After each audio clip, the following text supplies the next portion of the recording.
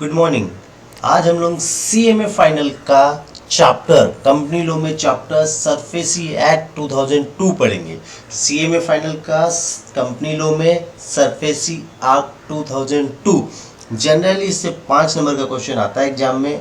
मैं जितना बताऊंगा उसको आपको समझना है, इस चैप्टर को समझना है और सिर्फ 10 मिनट ही टाइम देना है इस चैप्टर में, उससे ज़्यादा आपको टाइम नहीं देना है। ठीक है, सिर्फ 10 मिनट और मैं इस चैप्टर की पूरी अंडरस्टैंडिंग आपको समझा रहा हूँ। देखिए चैप्टर को समझिए, उसके अंडरस्टैंडिंग को समझिए, आप खुद आंसर लिख पाएंगे। देखिए चैप्टर बोलता है क्या है, देखिए बेसिक अंडरस्टैंडिंग ऑफ चैप्टर्स मैं आपको समझा रहा हूँ, उसमें एकदम फोकस कीजिएगा, अंडरस्टैंड कीजिए क्या बोलना क्या चाहता है चैप्टर। देखिए समझा रहा हूँ। देखिए banks give secure loan to its customer. Bank अपने कस्टमर को सिक्योर लोन देता है। सिक्योर लोन मतलब वह लोन जिसके अगेंस्ट कोई सिक्योरिटी लेता है bank. Banks give secure loan to its customer. Banks अपने कस्टमर को सिक्योर लोन देता है। Customers mortgage is property against such loan. Obviously bank ने सिक्योर लोन दिया कस्टमर को, तो कस्टमर क्या करता है, बैंक को कोई प्रॉपर्टी मॉर्गेज देता है, कोई सिक्योरिटी देता है बैंक को उस लोन के अगेंस्ट। तो customer mortgage is property against such loan. ठीक है, आगे देखिए, if customer unable to pay bank EMI within specified time that is 60 days, then bank appoint recovery agent, जिसको बोलते हैं securitization company, to collect loan amount from customers. ठीक है, अब देखिए मैं सारा सारांश आपको समझा रहा हूँ डीप में, आप इसको एक बार पढ़ लीजिए, फिर मैं आपको डीप में समझा रहा हूँ चीज़ों को। ठीक है, देखिए क्या बोलता है। देखिए बोलता है कि बैंक से कोई कस्टमर लोन लेता है, सिक्योर लोन बैंक से कोई लेता है। सपोज एबीसी लिमिटेड बोल के कोई कंपनी है, उसने बैंक से सिक्योर लोन लिया। ठीक है, बैंक ने कस्टमर को लोन दिया। अब कस्टमर क्या करेगा, उस लोन के अगेंस्ट अपना प्रॉपर्टी बैंक के पास मॉर्गेज कर दे देगा। ठीक है, उस प्रॉपर्टी के बेसिस में बैंक ने उसे लोन दे दिया। ठीक है, अब कस्टमर क्या करता है, बैंक को जो ईएमआई देना पड़ता है रेगुलर, वो नहीं दे पा रहा है ड्यू टू उसको कोई लॉस हो रहा है बिजनेस में, या उसके पास पैसा नहीं है, तो वह बैंक को लोन का ईएमआई नहीं दे पा रहा है। इस केस में क्या होगा, बैंक जो उस प्रॉपर्टी को लेके रखा है कस्टमर का, जो मॉर्गेज है, उसको बैंक बेच नहीं सकता है। यदि बैंक कस्टमर का प्रॉपर्टी बेचने लग जाए तो बैंक का गुडविल मार्केट में खराब हो जाएगा और कोई आदमी उस बैंक से लोन नहीं लेगा, क्योंकि पब्लिक एडवर्टाइजमेंट में आ जाएगा, पब्लिक नोटिस में आ जाएगा, प्रेस में आ जाएगा कि बैंक ने तो उसकी प्रॉपर्टी बेच दी, ये बैंक अच्छा नहीं, इसकी गुडविल खराब हो जाएगी। तो बैंक चाह के भी उसकी प्रॉपर्टी को नहीं बेच सकता है, लेकिन बैंक उतना लॉस भी बियर नहीं कर सकता है, नहीं तो सब कस्टमर ऐसे ऐसे लोन लेके भाग जाएंगे, बैंक से पैसा नहीं देंगे। तो उस केस में बैंक क्या करता है, एक रिकवरी एजेंट को अपॉइंट करता है। वह रिकवरी एजेंट उसका प्रॉपर्टी बेच भी सकता है कस्टमर का, और उसको लीगलाइज माने डरा धमका के उससे पैसा निकाल भी सकता है। सीधा सा बात है, चीज को समझिए।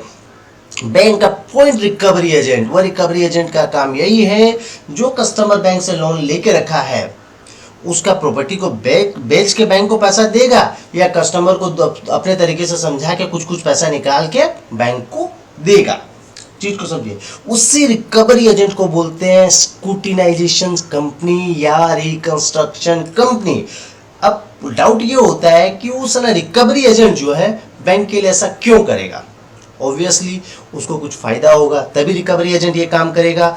तो रिकवरी एजेंट इसके लिए कुछ कमीशन लेता है बैंक से। रिकवरी एजेंट चार्ज, स्पेलिंग देख लीजिएगा, CHARGES होगा। Recovery agent charge is commission against such work. Recovery agent क्या करता है, बैंक से कुछ कमीशन लेता है अपना काम करने के लिए, और रिकवरी एजेंट को पूरा परमिशन है कि बैंक जो कस्टमर का प्रॉपर्टी भी बेच सकता है।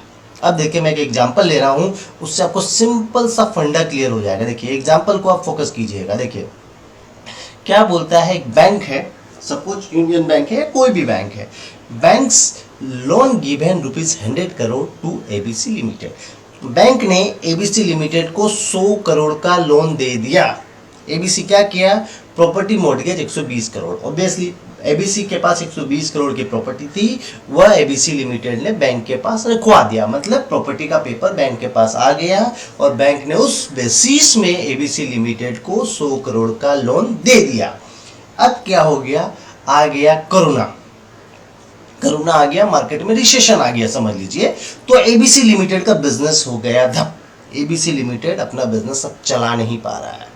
ठीक है, अब क्या होगा, एबीसी लिमिटेड बैंक को ईएमआई नहीं दे पाएगा, तो एबीसी लिमिटेड फेल्स टू पे loan, means ABC limited bank को उसका ईएमआई नहीं दे पा रहा। बैंक ने नोटिस दिया कि मेरा ईएमआई का पैसा दो, 60 दिन पार भी हो गए, 60 दिन तक वेट करेगा लीगल पीरियड के हिसाब से, उसके बाद भी एबीसी लिमिटेड ने बैंक को उसकी ईएमआई नहीं दी। अब इस केस में क्या करेगा बैंक, बैंक तो उतना लॉस बियर कर नहीं सकता है, तो इस केस में पिक्चर में आता है सिक्योरिटाइजेशन कंपनी या रिकंस्ट्रक्शन कंपनी, सिंपल भाषा में रिकवरी एजेंट। जो रिकवरी एजेंट काम करता है बैंक के लिए, वो क्या करेगा, bank appoint securitization company oblique reconstruction company to recover bad loan. Bad loan means डूबा हुआ लोन को वो रिकवर करके देगा कस्टमर से। देखिए, बैंक कस्टमर का जो प्रॉपर्टी है उसको बेच नहीं सकता है। यदि बैंक ऐसा करेगा तो उसका नाम खराब हो जाएगा मार्केट में और दूसरा कस्टमर उससे लोन ही नहीं लेगा। समझ में आ रहा है? इसीलिए बैंक अपना गुडविल को मेंटेन करने के लिए खुद वह काम नहीं करके एक रिकवरी एजेंट को अपॉइंट कर लेता है, सिक्योरिटाइजेशन कंपनी को अपॉइंट कर लेता है। वह कंपनी बैंक के बिहाफ में काम करती है।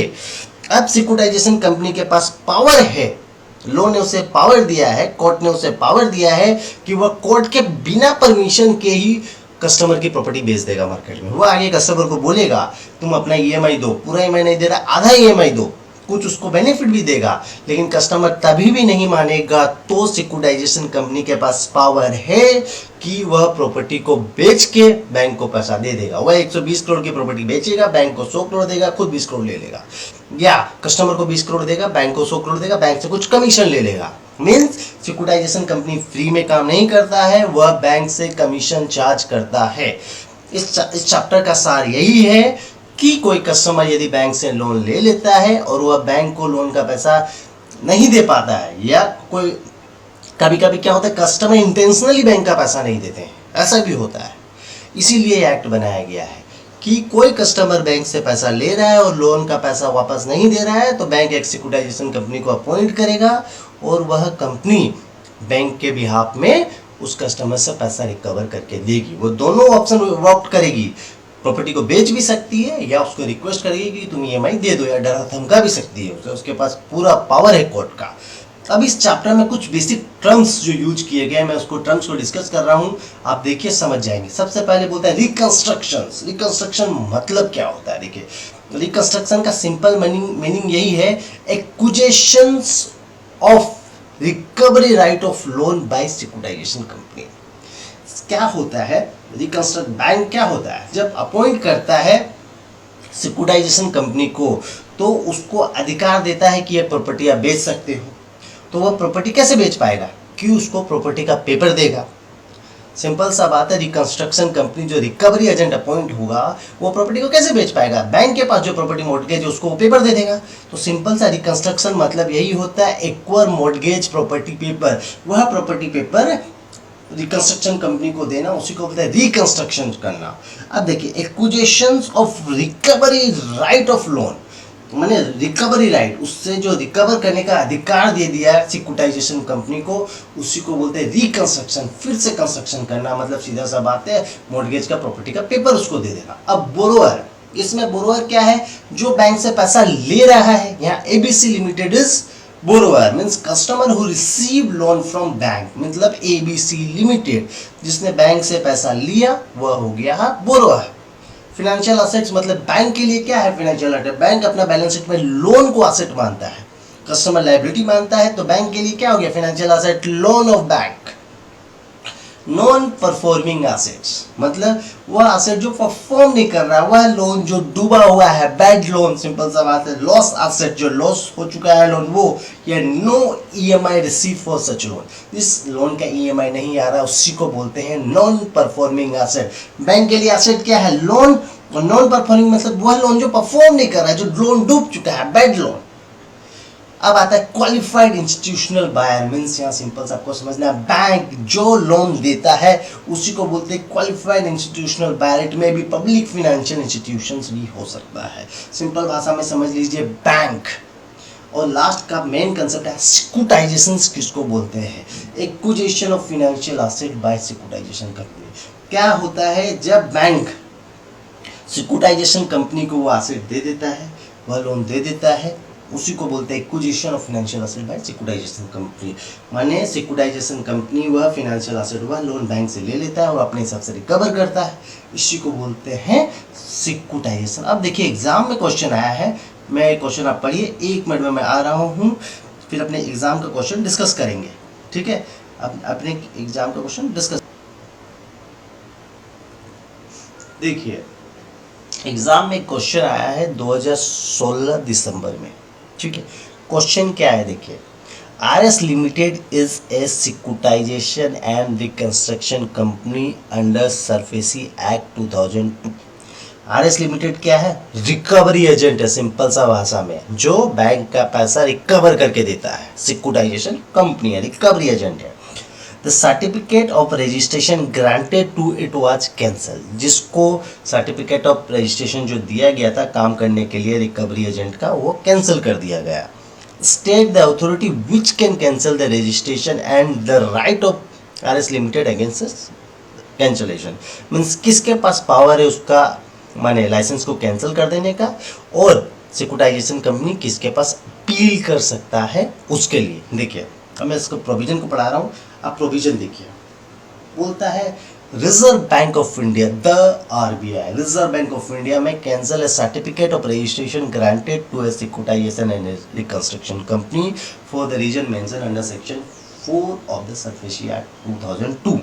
मीन्स बोलता है रिजर्व बैंक ऑफ इंडिया के पास पावर है, जो सर्टिफिकेट दिया गया है रिकवरी एजेंट को, सिक्योरिटाइजेशन एंड रिकंस्ट्रक्शन कंपनी को, वो कैंसिल कर सकता है। जो सेक्शन माने मेंशन माने सबसेक्शन 4 में मेंशन किया गया, इस रीजन के कारण कैंसिल हो सकता है। अपने नेक्स्ट क्वेश्चन में वो पढ़ेंगे। मतलब सीधा सा बात है, रिजर्व बैंक ऑफ इंडिया के पास पावर है, रजिस्ट्रेशन सर्टिफिकेट कैंसिल कर सकता है रिकवरी एजेंट का। मैं सिक्योरिटाइजेशन रिकंस्ट्रक्शन कंपनी का रिकवरी एजेंट बोल रहा हूँ, सीधा सा बात है। मैं माने रिजर्व बैंक ऑफ इंडिया के पास पावर है, जो सर्टिफिकेट दिया है रिकवरी एजेंट को, वह कैंसिल कर सकता है। सीधा सा बात है, रिकवरी एजेंट को काम करने के लिए, जो सिक्योरिटाइजेशन रिकंस्ट्रक्शन कंपनी को काम करने के लिए एक सर्टिफिकेट चाहिए होता है, वह भी रिजर्व बैंक ऑफ इंडिया देता है, और उसी के पास पावर है उसको कैंसिल भी करने का। तो सिंपल सा लैंग्वेज में यह है कि रिजर्व बैंक ऑफ इंडिया के पास पावर है, सिक्योरिटाइजेशन एंड रिकंस्ट्रक्शन कंपनी को जो रजिस्ट्रेशन सर्टिफिकेट दिया है वह कैंसिल कर सकता है, ठीक है। वह किस किस रीजन से करेगा, जो सेक्शन अंडर सेक्शन 4 में मेंशन है, वो अपने बाद में पढ़ेंगे, ठीक है। अब बोलता है RS लिमिटेड माने रिकंस्ट्रक्शन कंपनी क्या कर सकता है। बोलता है RS लिमिटेड जो reconstruction company can file an appeal to central government against such cancellation within 30 days. मतलब जो रिकंस्ट्रक्शन कंपनी है, जो रिकवरी एजेंट है, वह सेंट्रल गवर्नमेंट के पास एक अपील कर सकता है कि प्लीज़ मेरा सर्टिफिकेशन कैंसिल मत कीजिए विद इन 30 डेज। जब से ये सर्टिफिकेट कैंसिल हुआ, जिस दिन RBI बोलेगा आपका कैंसिल हो गया, वहाँ से 30 दिन के अंदर वह सेंट्रल गवर्नमेंट के पास अपील कर सकता है। अब सेंट्रल गवर्नमेंट क्या करेगा, central government fix hearing before rejected और एक्सेप्टेड सच अपील। सेंट्रल गवर्नमेंट उसका एक हेयरिंग फिक्स करेगा, एक मीटिंग फिक्स करेगा और बुलाएगा, उससे पूछेगा कि तुम ये रीजन के कारण RBI ने कैंसिल किया आपका सर्टिफिकेट, आप बताइए मैं क्यों नहीं कैंसिल करूँ आपका। तो सेंट्रल गवर्नमेंट एक हेयरिंग फिक्स करेगा और एक डिसीजन लेगा। सिंपल से 3 वर्ड आपको याद रखना है, रिजर्व बैंक ऑफ इंडिया जो सर्टिफिकेट कैंसिल कर सकता है, सेंट्रल गवर्नमेंट जिसके पास अपील किया जा सकता है, और सेंट्रल गवर्नमेंट के पास ही पावर है उस अपील को एक्सेप्ट करने का और रिजेक्ट करने का। सिंपल सा 3 वर्ड याद रखिएगा, reserve Bank of India, central government और सेंट्रल गवर्नमेंट। ये क्वेश्चन में आपको 3 वर्ड ही याद रखना है। अब नेक्स्ट क्वेश्चन में आ रहे हैं, देखिए 2017 में आया है। देखिए क्या बोलते हैं, referring to the provision of the securitization, reconstruction of financial asset and enforcement of security interest, and state the circumstances under which the Reserve Bank of India may cancel the certificate of registration granted to securitization company। मतलब किस किस case में, जो अपने पढ़ रहे थे ऊपर अंडर सेक्शन 4 में यह है, या केस में रिजर्व बैंक ऑफ इंडिया वह सर्टिफिकेट को कैंसिल कर सकता है। देखिए मैं यहाँ पर बताया था ना, इस क्वेश्चन को देखिए, यहाँ पर बोला है इस ग्राउंड में सर्टिफिकेट कैंसिल हो सकता है। तो सेक्शन 4 में वह ग्राउंड है, यहाँ पर ये ग्राउंड में रिजर्व बैंक ऑफ इंडिया उसका सर्टिफिकेट कैंसिल करेगा। Circumstances for cancellation of certificate, सबसे पहला क्या सर्कमस्टांसेस है, देखिए RBI उसका सर्टिफिकेट कैंसिल कर सकता है, सिक्योरिटाइजेशन रिकंस्ट्रक्शन कंपनी इस ग्राउंड में। सबसे पहला ग्राउंड है not carry asset reconstruction business, मतलब रिकवरी एजेंट का काम ही नहीं कर रहा और कोई काम दूसरा काम कर रहा है। मैंने रिकवरी एजेंट का लाइसेंस ले रहा है, मैं तेल बेच रहा हूँ, तो वो चीज होगा नहीं। तो carry must be carry asset reconstruction business, तो not carry asset reconstruction business. जिस बिजनेस के लिए सर्टिफिकेट दिया वो कैरी नहीं कर रहा है, तो सबसे पहला वही होगा। यदि not carry asset reconstruction business, वो बिजनेस को कैरी नहीं कर रहा है। Fails to comply condition of registration, RBI ने कुछ कंडीशन डाला है रजिस्ट्रेशन का, वह कंप्लाई नहीं कर रहा है। या fails to comply direction of RBI, मतलब कंडीशन ऑफ रजिस्ट्रेशन आरबीआई का फुलफिल करना पड़ेगा, direction of the RBI fulfil करना पड़ेगा। और fails to maintain records, RBI ने कुछ रिकॉर्ड्स मेंटेन करने के लिए बोला, वो मेंटेन ही नहीं कर रहा है, वो भी फेल्स टू मेंटेन रिकॉर्ड्स। और fails to submit documents on inspection, भाई आरबीआई ने इंस्पेक्शन किया और ये डॉक्यूमेंट्स मांगा, वो दिया ही नहीं आरबीआई को, तो कर देगा काम खत्म। और not receive any investment from bank, सीधा सा बात है, बैंक से वह कुछ एसेट को खरीदा ही नहीं, मतलब वो रिकंस्ट्रक्शन का काम ही नहीं किया, तो कैंसिल कर देगा। सिंपल सा 5 पॉइंट है, याद रखना है। यदि वह बिजनेस नहीं कर रहा है एसेट रिकंस्ट्रक्शन का, या आरबीआई का कोई कंडीशन डायरेक्शंस फॉलो नहीं कर रहा है, या रिकॉर्ड्स मेंटेन नहीं कर रहा है, या आरबीआई का इंस्पेक्शंस के हिसाब से डॉक्यूमेंट्स नहीं दे रहा है, या बैंक से कोई इन्वेस्टमेंट ही नहीं ले रहा है, ये सिंपल सा केस है। ये चार्ट पॉइंट आपको याद करना है। और अब आ जाइए एक तो क्वेश्चन और बोलता है, क्वेश्चन को पढ़िए फिर मैं आंसर बताऊंगा। देखिए 2018 जून, इसके मैं जितना क्वेश्चन बता रहा हूँ उसके अलावा एक सिंगल क्वेश्चन आपको नहीं देखना है। और इस चैप्टर का कंट्रोल जो है मैं आपको बेसिक अंडरस्टैंडिंग दे दिया हूँ, उसको आप समझ लीजिएगा, उसके अलावा इस चैप्टर में फोकस नहीं करना है। तो देखिए 2018 जून में क्वेश्चन आया, Popular limited default and the repayment of term loan taken from a bank against security credit as the first charge on some of its assets. ठीक है, डिफॉल्ट हो गया, रीपेमेंट में बैंक के साथ वो डिफॉल्ट हो गया, मतलब बैंक से लोन लेके उसका पैसा नहीं दे रहा है, ईएमआई नहीं दे रहा है। The bank issue notice pursuant to section 13 of the SARFAESI act to the company to discharge liability within a period of 60 days from the date of its notice. Bank ने 60 दिन का notice दे दिया, भैया मेरा EMI का पैसा दे दो। The company failed to discharge its liability within the time specified. Identify and explain the measures to be taken by the bank to enforce its security interest under the Act. Enforce its security में interest मतलब कैसे उसका property को बेच के bank पैसा ला सकता है, सीधा सा बात है। देखिए सिंपल सा क्वेश्चन का बेसिक्स ये बोलना चाहता है कि कंपनी ने, पॉपुलर लिमिटेड एक कंपनी है जिसने बैंक से लोन लिया था, ठीक है, और बैंक ने उसको नोटिस, और सिंपल सा चीज को समझिए, पॉपुलर लिमिटेड ने बैंक से लोन लिया और अब लोन का ईएमआई नहीं दे पा रहा है। बैंक ने नोटिस भी दिया 60 दिन का, उसके बाद भी बैंक का ईएमआई नहीं दे पा रहा है। ठीक है, बैंक मांग मांग के थक गया, बोलता अब बैंक के पास क्या अधिकार है उस लोन को रिकवर करने का। ठीक है, सिंपल सा क्वेश्चन है। देखिए ये जरूर लिखेगा as per section 13 subsection 4 of the SARFAESI act 2002। If the borrower fails to pay its loan within 60 days, then bank takes such action to recover such loan. सीधा सा बात है, बोरोवर मीन्स वह कंपनी जो बैंक से loan ली है, वह company, यहाँ पर बोरोवर बैंक को लोन का पैसा नहीं दे पा रहा है 60 दिन के अंदर, तो बैंक यह एक्शन ले सकता है। क्या क्या एक्शन है देखिए, सबसे बोलता है take position of secure asset of the borrower including right of sale. Bank उसका जो सिक्योरिटी रहेगा, सिक्योरिटी जो सिक्योर लोन दिया गया उसके पास जो प्रॉपर्टी मॉर्गेज किया है उसका पोजीशन ले लेगा, और उसके पास अधिकार भी है, उसको बेच सकता है, लेकिन डायरेक्टली नहीं बेच सकता है, रिकवरी एजेंट के थ्रू बेच सकता है। तो बैंक के पास उस प्रॉपर्टी पर पोजीशन ले लेगा।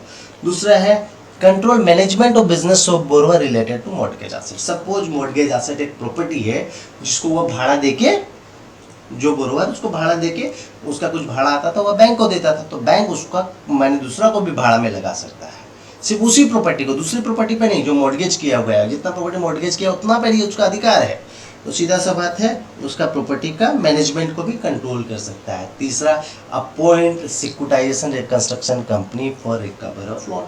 अपॉइंट करेगा सिक्योरिटाइजेशन और रिकंस्ट्रक्शन, रिकवरी एजेंट को अपॉइंट करेगा। घुमा फिरा के बोलता है बैंक 60 दिन के अंदर बैंक को पैसा नहीं मिला तो बैंक उसका प्रॉपर्टी पे पोजीशन बैठा लेगा और वह प्रॉपर्टी रिकवरी एजेंट को दे देगा, रिकवरी एजेंट फिर उससे रिकवरी करके दे देगा। सिंपल सा 2 पॉइंट याद करना है।